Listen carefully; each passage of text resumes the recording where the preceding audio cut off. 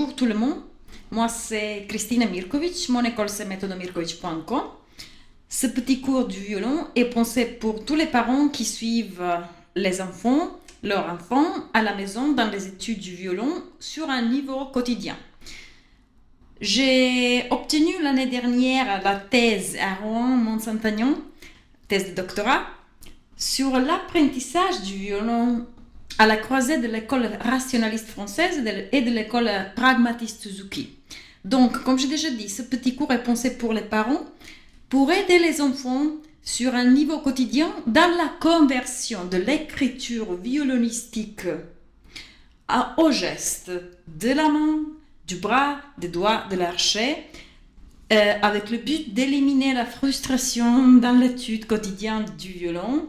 Et je sais quelque chose parce que, comme enfant, mes parents, ils ne savent pas lire la musique, ils ne savent pas solfège. Donc pour moi, ça a été un gros problème pour réussir à apprendre bien la conversion entre l'écriture et comment la convertir au geste des mains, des mouvements, des doigts, etc., etc. Donc on y va tout de suite.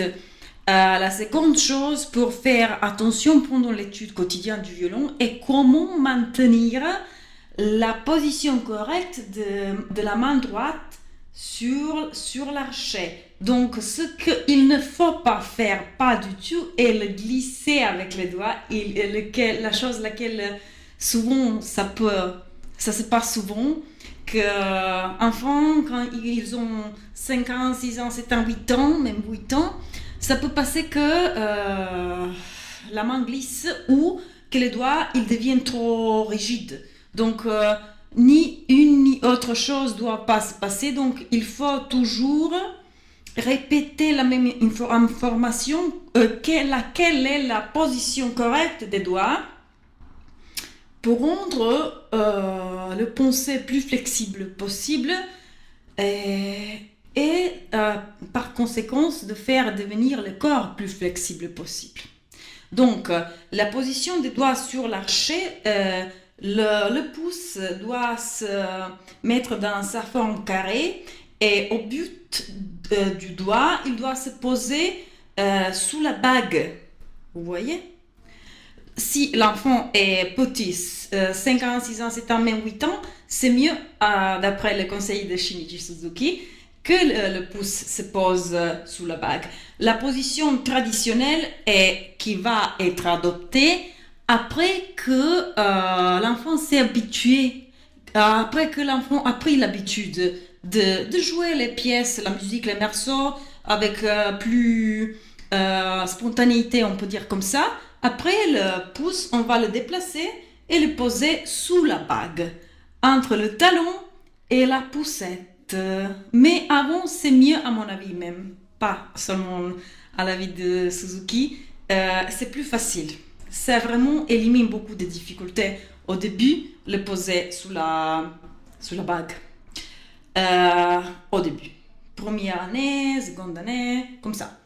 Et le doigt du milieu, il se pose sur la baguette, sur sa seconde phalange, dans sa forme ronde.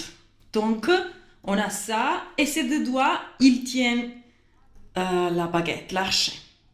Le annulaire, il est attaché au milieu, et il est attaché dans sa forme ronde aussi, sur la seconde phalange, et le petit doigt, il est rond aussi sur le bout du doigt, posé sur la baguette ronde, et l'index, il est posé sur la seconde phalange à la fin de la poussette où j'ai posé le scotch.